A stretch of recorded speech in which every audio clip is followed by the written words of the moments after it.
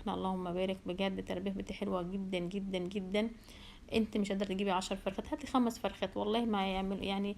مش شرط يعني نجيب 20 فرخه، لا هاتي 5 فرخات عندك البلكونه. مفيش حد ما عندوش بلكونه.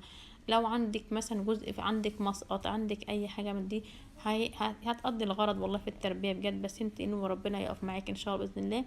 ال5 فرخات دي انت هتوفري فيها بتاع يعني ايه فرخه من بره. يعني ال10 فرخات انا على حسبتي وميزانيتي بتوفري فيها فرختين.